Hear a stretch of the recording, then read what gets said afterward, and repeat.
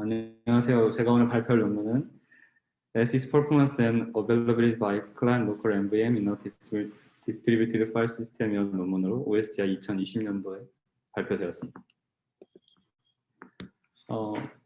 오늘날 이제 MVM은 여러 곳에서 많이 쓰이고 있고 아직 활발하게 연구가 진행이 되고 있는데요. 그동안 MVM에 관련해서 많이 발표를 했지만 일단 어떤 특성이 있는지 간단하게만 짚고 넘어가겠습니다.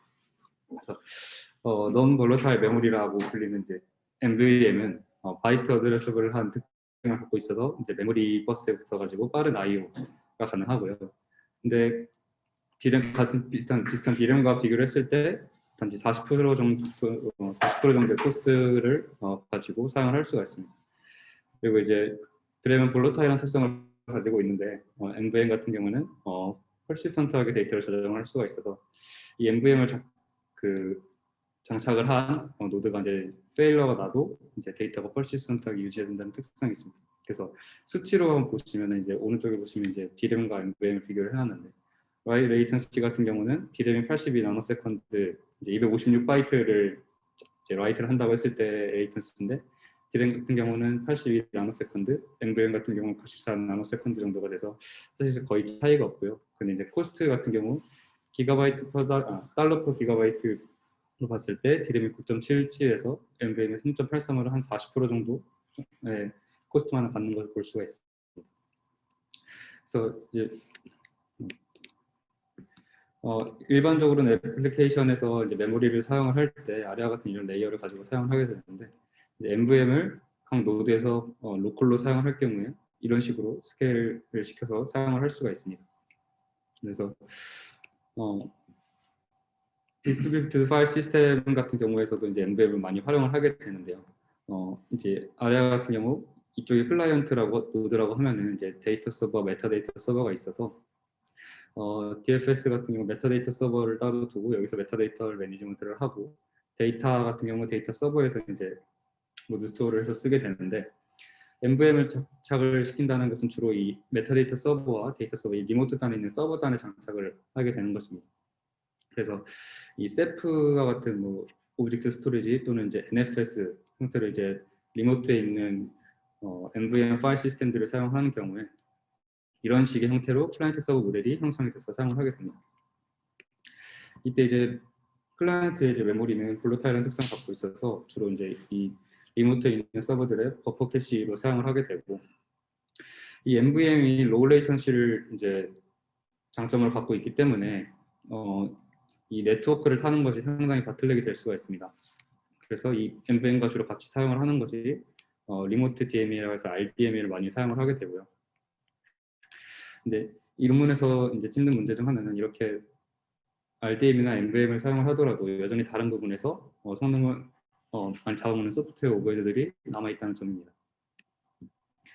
먼저 이제 256바이트의 파일을 드러그하게 쓸 때를 이그젠플로 해서 몇 가지 챌린지를 말씀을 드릴 텐데 이제 처음 말씀드렸던 것처럼 MVM I/O 레이턴시와 비교해서 네트워크와 커널 레이턴시가 상당히 길다는 점입니다.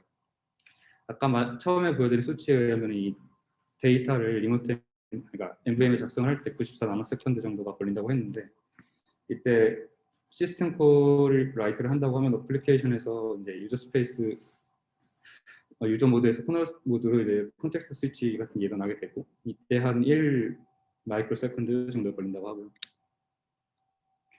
그다음에 이제 컨시스턴시를 위해서 이제 메타데이터 서버를 갖다가 메타데이터를 이제 조작을 하고 그다음에 이제 데이터를 저장하는 이 시퀀스대로 이제 네트워크 접근이 이루어져야 되는데 RDMA를 사용을 한다고 했을 때 이제 RPC와 RDMA를 사용을 한다고 했을 때 한 접근당 8 마이크로 세컨드가 이제 걸린다고 합니다. 그래서 이렇게 두 번 걸리게 되고 그래서 밑에 보시는 이 MVM의 레이턴시 대비 다른 부분에서 그 잡아먹는 레이턴시가 상당히 많은 것을 확인을 할 수가 있고요. 그 다음에 이제 기존의 이제 시스템들이 커널을 거치다 보니까 블록 사이즈 이제 그래놀러티로 이제 보통 I/O를 수행을 하게 되는데 이 블록 단위로 버퍼 캐시에서 사용을 하게 되면은 라이트를 한다고 했을 때 여기서 미스가 나면은 이 리모트에 있는 MVM에서 다시 데이터를 읽어야 되는데 이게 4kB 단위로 일어나게 됩니다. 그래서 256바이트만 읽어도 됨에도 불구하고 블럭 그래놀리티를 이 버퍼 캐시에 리모트로부터 카피가 돼야 한다는 것은 MVM을 사용하는 데 있어서 레이턴시를 많이 잡아먹는 이제 행위가 되고, 그다음에 이렇게 커널에서 이제 캐시를 사용했을 때 이 카피 오버헤드 같은 경우는 다른 논문에서도 많이 다뤘던 이슈 중 하나입니다. 그리고 세 번째는 이런 구조에서 페일리어가 났을 때 이제 파일 시스템에서 리빌드 그 파일 시스템으로부터 이 다시 클라이언트 리빌드 하는데 굉장히 오랜 시간이 걸린다는 점입니다. 그래서 예를 들어 이제 클라이언트 1이 이렇게 있고 이제 데이터 서버, 메타데이터 서버가 있어서 서비스를 하고 있었을 때 이 클라이언트 1이 죽으면은 새로운 클라이언트 2가 올라왔을 때 다시 콜드 캐시부터 시작을 해가지고 이 데이터 서버, 메타데이터 서버에 접근을 해서 캐시를 리빌드를 해야 됩니다.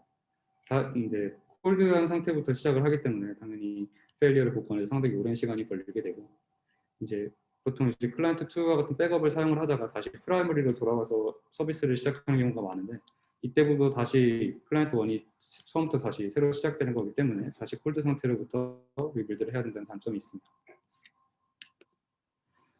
그래서 이 논문에서는 이제 SIS라는 이제 클라이언트 로컬에서 MVM을 사용을 해서 성능을 이제 최대화하고 이제 하이 어베일러빌리티를 이제 가져가는 구조를 이제 제안을 했는데요. 그래서 세 가지를 중점을 두고 이제 이 디스트리뷰티드 파일 시스템을 이제 개발을 하였고, 그중 하나는 이제 MVM의 이제 성능을 최대한 활용할 수 있는 low latency I/O를 이제 수행하는 것입니다. 그래서 뒤에서 다 자세히 말씀드리겠지만 간단하게 언급을 하면은 프로세스 단에서 이제 메타데이터를 각각 관리를 해서 최대한 클라이언트 안에서 이제 메타데이터 데이터를 오퍼레이션을 수행을 할 수 있게 해주고요. 그 다음에 이제 컨시스턴시를 위해서 리니얼라이저빌리티가 이제 받쳐줘야 되고, 그 다음에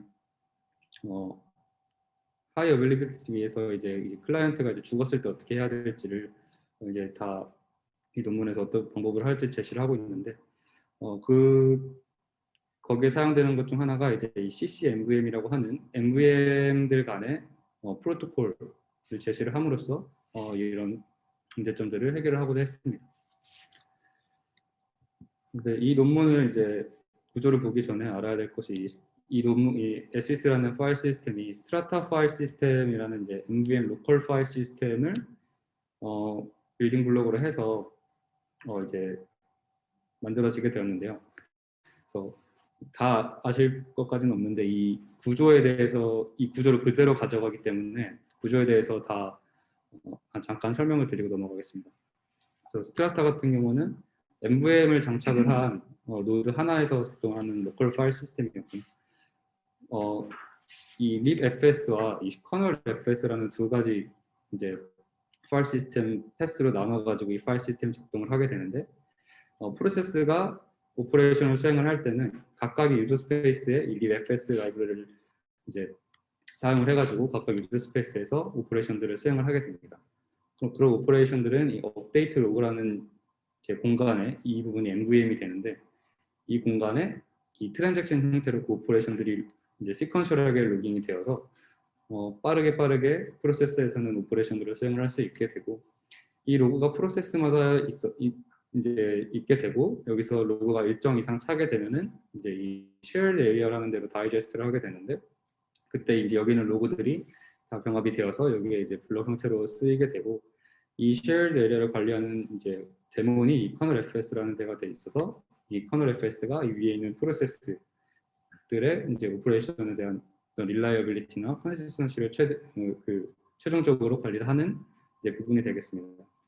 그리고 이제 이 뒤에 보시면 이 진한 박스들이 있는데, 이 MVM만을 사용을 하는 게 아니라 이 SSD와 하드디스크까지 이제 멀티 레이어를 해가지고 이 콜드한 데이터들을 MVM으로부터 이제 받아서 저장을 하게 되는데, 이 아까 말씀드린 대로 SIS도 이 스트라타 파일 시스템을 빌딩 블록으로 해서 사용을 했기 때문에 이런 디스크들이 이제 콜드 데이터를 저장을 받아서 하게 되는데, 이제 뒤에 설명하는 부분에서는 이 콜드 데이터가 밑으로 저장되는 것 같은 경우는 이제 생략을 하고 그림에서 생략이 되었다고 생각을 해주시면 될 것 같습니다.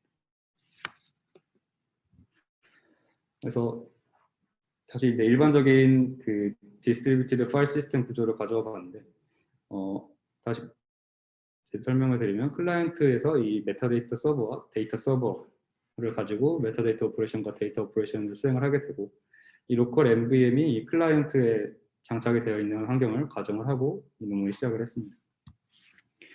그래서 이 논문에서 이 메타데이터 서버, 데이터 서버를 이 shared FS라는 이제 데몬이 이제 여러 클라이언트들의 shared FS가 있게 될 텐데 이 메타데이터 데이터를 여기서 관리를 하게 되고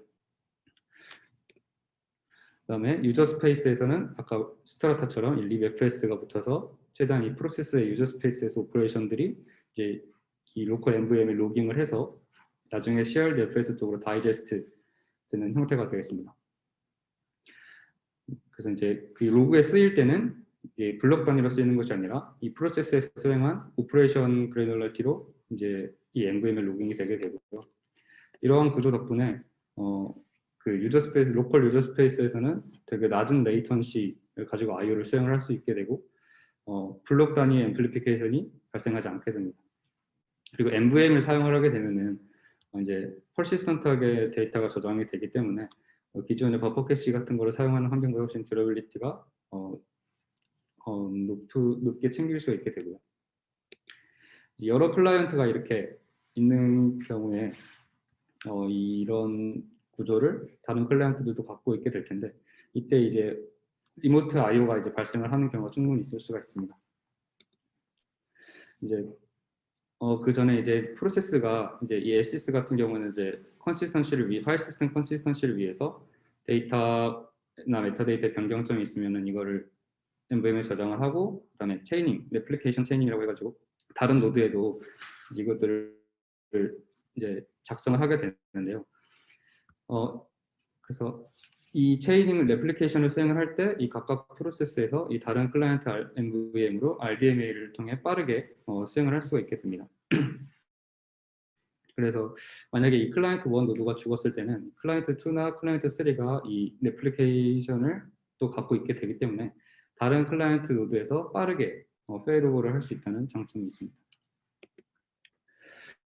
그리고 만약 다른 노드에서 읽어와야 될 경우에는 RDMA를 통해 이 리드 RPC를 수행을 함으로써 이 MVM으로부터 이 클라이언트 1이 리모트에 있는 데이터를 읽어올 수 있게 됩니다.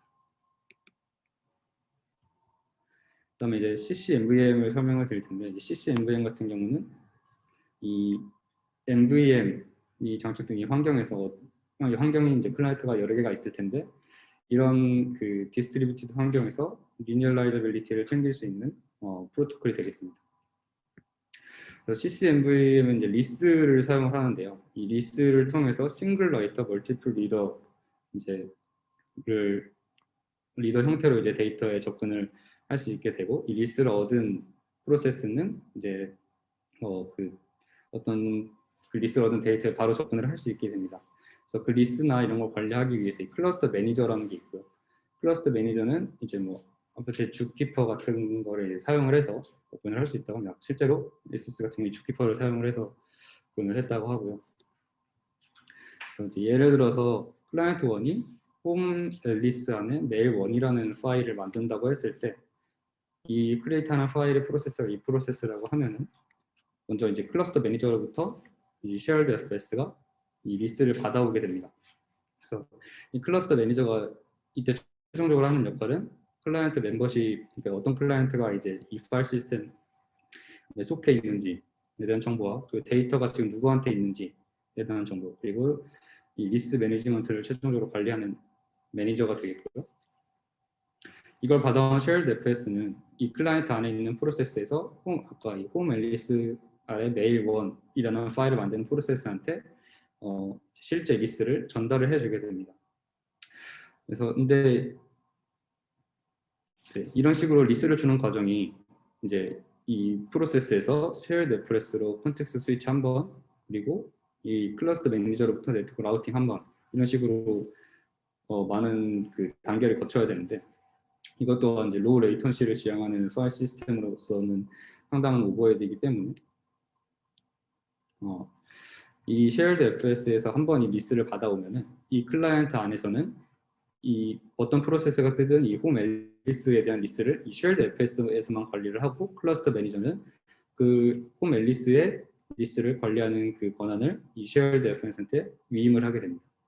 그래서 클라이언트 1이 만약 이 디렉토리 안에서만 동작을 한다고 하면은 네트워크 라우팅을 할 필요 없이 단순히 이제 프로세스 간 리스를 컨텍스트 스위치로 전달받는 행위를 통해서 이 로컬 안에서 오퍼레이션들이 잘 시리얼라이즈가 될 수 있도록 이제 구현이 되어 있고요.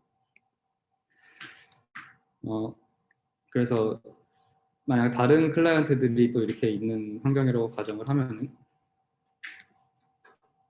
아까 말씀드린 것처럼 클러스터 매니저가 홈 앨리스를 이렇게 위임을 받아서 다른 프로세스에 이렇게 컨텍스트 스위치만으로 이 프로세스 간의 오퍼레이션 관리를 해줄 수 있게 되고, 마찬가지로 다른 클라이언트들도 각자의 다른 디렉토리에 대한 리스를 얻어서 비슷한 방식으로 수행을 할 수 있기 때문에 이 디렉토리가 동작하는 워킹 디렉토리가 다르다고 하면은 이 클라이언트들끼리 각각 로컬에서 최대한 오퍼레이션들을 수행을 할 수 있게 됩니다. 네, 다음은 이밸류에이션입니다. 이 논문의 이밸류에이션에서는 총 3가지를 중점적으로 이제 테스트를 해서 이제 표를 뽑았는데요. 첫 번째는 레이턴시고요. 그래서 MVM의 기존 성능에 대비 얼마만큼의 이제 로우 퍼포먼스 가까운 성능을 낼 수 있는지, 그리고 스테이트 오브 아트 파일 시스템들과 비교를 했을 때 이 SS가 얼마나 빠르게 동작을 할 수 있는지를 체크를 했습니다. 그리고 스케일러빌리티는 이 시스 MVM 프로토콜을 사용을 했을 때 멀티 프로세스가 있고 멀티 노드, 그러니까 클라이언트가 많은 환경에서 어느 정도 스케일러빌리티를 이제 챙길 수 있는지 체크를 했고, 그다음에 어베일러빌리티는 얼마나 ASIS가 빠르게 페일오버가 가능한지, 얼마나 빠르게 리커버리가 가능한지에 대해서 테스트를 했습니다. 실험을 돌린 환경은 이제 아래와 같고요. 그래서 5대 노드를 사용을 했고, 그다음에 각각 듀얼 소켓에 총 48코어를 달고 있습니다. D램은 384기가 이고요.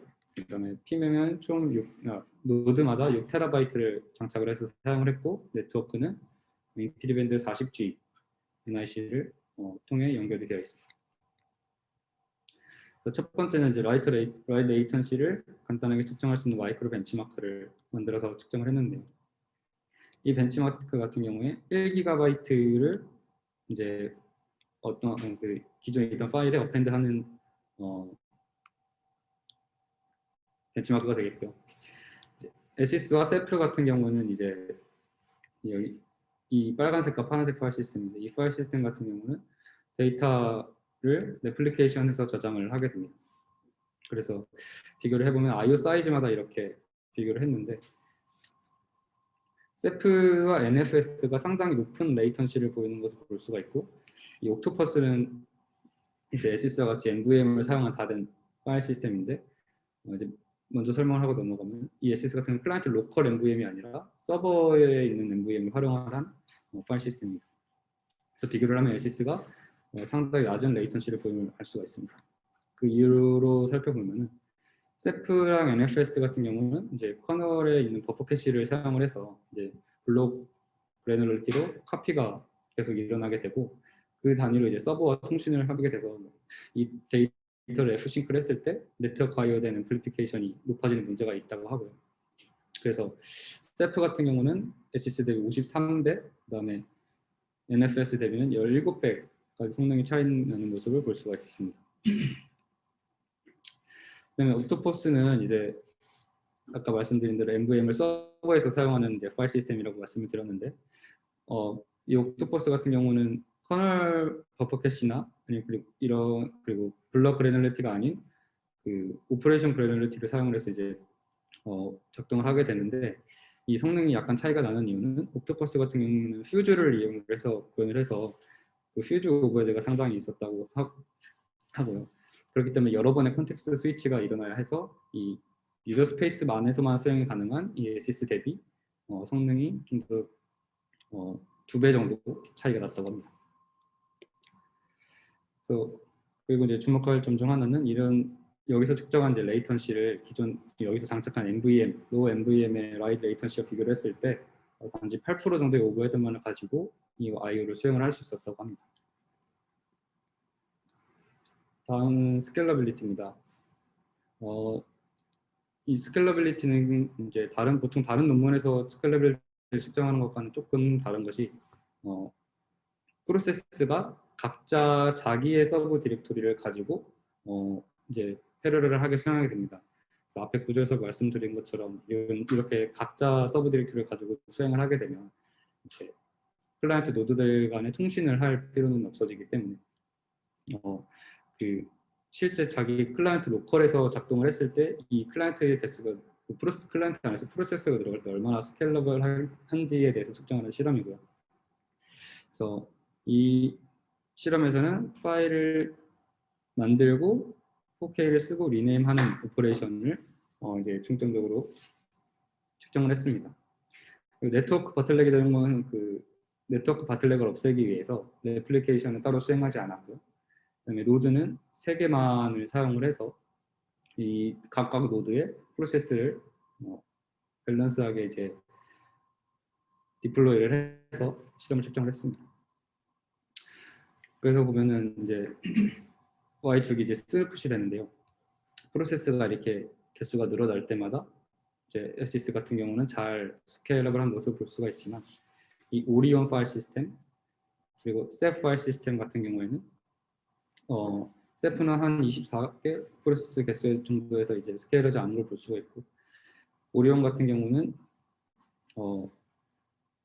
한 6개 프로세스 정도만 돼도 거의 이제 퍼포먼스가 다 찬 모습을 볼 수가 있습니다. 그 이유는 이제 이 오리온과 세프의 구조적인 문제에 있는데요. 오리온 같은 경우는 이제 똑같이 SIS처럼 MVM을 사용을 하는 이제 구조인데 이제 메타데이터 서버를 이제 따로 둠으로써 메타데이터 서버에 MVM을 장착을 시키고 모든 메타데이터 오퍼레이션이 그 MDS로 이제 포워딩이 되게 있는 구조입니다. 이제 MU라고 써놓은 것은 이 오리온이 폴릭하게 어벨러블한 그 파일 시스템이 아니어서 이제 이 구조를 간단하게 에뮬레이션을 했다고 해서 이렇게 써놓은 거고요. 그래서 세프와 그 오리온의 성능을 비교를 했을 때 SIS 같은 경우는 오리온과 69배, 세프와는 554배 정도 차이 나는 스루풋을 이제 보여주었습니다. 그래서 주된 이유로는 아까 말씀드린 것처럼 센트럴라이즈드한 메타데이터 서버를 사용하는 것이 이제 이 성능이 잘 스케일러블하지 않은 이유라고 할 수 있겠고요.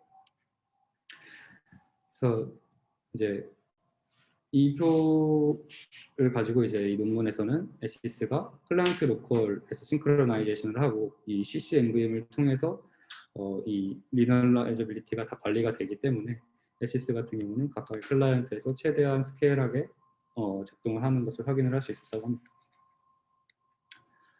근데 이 스케일러빌리티에 대해서 조금 더 이제 체크를 해보기 위해서 좀 더 리얼 워크로드를 가지고 이제 이 논문에서 실험을 했는데 그 워크로드가 이제 포스트픽스라는 워크로드입니다. 그래서 포스트픽스는 스케일러블 메일 딜리버리 이제 벤치마크가 되고 실제 메일이 어떤 서버를 거쳐서 그 다른 그러니까 이 제너레이터를 거쳐서 다른 서버로 이제 보내지는 이 워크로드를 이제 트레이스를 가지고 이제 실험을 한 것이고요. 그래서 이 논문에서는 70GB에 해당하는 이메일을 각각의 서버에 뿌리는 형태의 워크로드를 수행을 했습니다.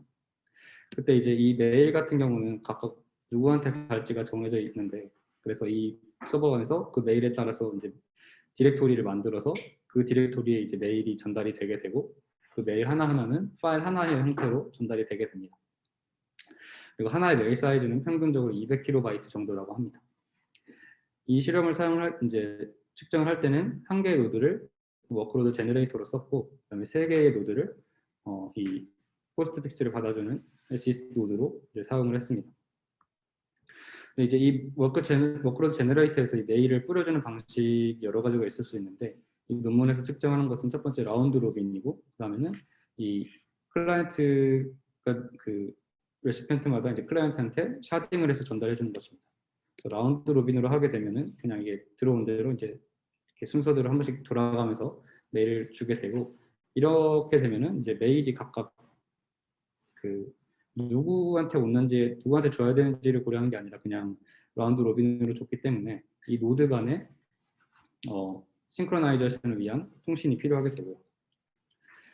그다음에 샤딩을 한 경우에는 이제 이 메일이 이제 누구한테 갈지, 어떤 메일이냐에 따라 누구한테 갈지가 이제 정해진 것이기 때문에 앞에 있는 라운드 로빈보다는 훨씬 적은 이제 그 클라이언트 아니 서버 간의 통신이 필요하게 됩니다. 그래서 이 두 가지 밸런싱 이제 메커니즘을 가지고 둘 다 체크를 해봤는데요. 보시는 것처럼 프로세스 수가 늘어갈 때마다 SIS 같은 경우는 라운드 로빈이 성능이 조금 더 떨어지긴 하지만 잘 스케일러블한 모습을 볼 수가 있고, 세프 같은 경우는 여전히 낮은 성능을 보이는 것을 알 수가 있습니다. 그래서 라운드 로빈은 아까 말씀드린 것처럼 이제 SIS 그 파일 시스템 노드 간에 이제 싱크로나이제이션을 위한 통신이 필요하기 때문에 성능이 이제 떨어지게 되는 것이고, 샤딩이 된 경우에는 로컬에서 그 클라이언트 로컬 안에서만 이제 싱크로나이제이션을 수행을 하면 되기 때문에 라운드 로빈보다 훨씬 빠르게 스케일러블하고 이제 성능을 채우는 것을 볼 수가 있습니다. 이제 세프는 앞에서 말씀드린 것처럼 센트럴라이즈드 MDS를 사용을 하기 때문에 여전히 성능이 잘 안 나오는 것을 볼 수가 있고 3.5배 정도 차이가 나는 것을 볼 수가 있습니다. 네, 아까 말씀드린 것. 네, 이제 마지막으로 이제 페일오버가 어떤 형식으로 되는지를 말씀을 드릴 텐데요. 이 논문에서는 이제 각 이제 SIS와 세프를 가지고 그 위에 레벨 DB를 올린 다음에 레벨 DB의 백업을 이제 저장을 해놓고 처음에 일반적으로 이 프라이머리에서 수행을 하는 구조부터 시작을 해서 이 프라이머리가 죽었을 때 얼마나 빠르게 백업이 가능한지, 그리고 다시 백업으로부터 프라이머리로 돌아올 때 얼마나 빠르게 리스타트가 가능한지를 체크를 해보았습니다. 그래서 이제 보시면 이제 잘 수행이 되고 있는데 한 번씩 이렇게 버스트하게 레이턴시가 낮게 나오는 것을 볼 수가 있는데, 이거는 논문상에서는 이제 이 레벨 DB에서 이 낮은 레이텐시를 가지는 구간이 스테디 스테이트가 된다고 하고, 이제 그 다른 구간에서는 이 D램의 이제 로그 형태로 저장되는 이 레벨 DB의 데이터들을 이제 밑에 있는 디스크 쪽으로 내려줘야 되기 때문에 그때마다 생기는 레이턴시 구간이라고 합니다. 그래서 보시면은 이런 버스트한 부분이 두 모든 파일 시스템에서 나온 것을 확인을 할 수가 있고, 이 1번 이 시점에서 이 프라이머리가 이제 그 페일러가 났다고 가정을 하면 이 클러스터 매니저가 보통 이 모든 노드에 대한 하트비팅을 통해서 어떤 노드가 지금 잘 작동을 하고 있는지 아니면 페일러가 났는지를 체크를 하고 있게 되는데, 이 논문에서는 이 시간을 러플리하게 1초 정도로 잡았습니다. 그래서 이 1초 동안 블럭이 되어 있는 것을 표현을 한 모습이고, 그럼 이 프라이머리가 죽었기 때문에 이 백업을 이제 가지고 이제 다시 여기서 레벨 DB를 수행을 해야 되는데, SIS 같은 경우는 아까 말씀드린 것처럼 레플리케이션을 이제 다른 노드에 똑같이 두기 때문에 캐시와 백업이 이런 리스토어를 빠르게 할 수 있도록 해주어서 약 230ms 정도로 이 백업을 수행하는 것이 가능했다고 합니다. 세프 같은 경우는 보시면 블럭이 큰 것을 볼 수 있는데, 이 처음에 백업이 딱 켜졌을 때 그 레벨 DB가 이제 그 백업 데이터로부터 리스토어하는데 3.7초 정도 걸렸다고 하고요. 근데 이제 세프가 이제 클라이언트 단에서는 데이터 레벨 컨시스턴시를 지원하지 않기 때문에 이 데이터 서버, 메타데이터 서버로 접근을 해서 가져와야 하는 이 오버헤드가 있고, 그다음에 이제 잠깐 수행이 되다가 한번 이 15.6 아니 15,600 미리세컨드 정도 이 박스가 생기는 것을 볼 수가 있는데, 논문에서 말하기에는 이제 여기서 가져온 데이터들이 이제 클라이언트 쪽에서 쓰였다가 이것이 다시 다 컴팩션 되는 과정에서 이런 긴 블럭 그 박스가 생긴다고 합니다. 그래서 전반적으로 백업을 통해서 페일오버 되는데 총 23,700ms 정도가 세프에서 걸렸다고 하고요. SIS 대비 103배 정도, SIS가 세프 대비 한 103배 정도 빨랐다고 합니다. 그리고 이제 이 백업으로 통해서 이제 다시 프라이머리로 이제 복구가 됐을 때 이 프라이머리로 빠르게 돌아올 수 있는지, 얼마나 빠르게 돌아올 수 있는지에 대한 테스트를 수행을 했는데요.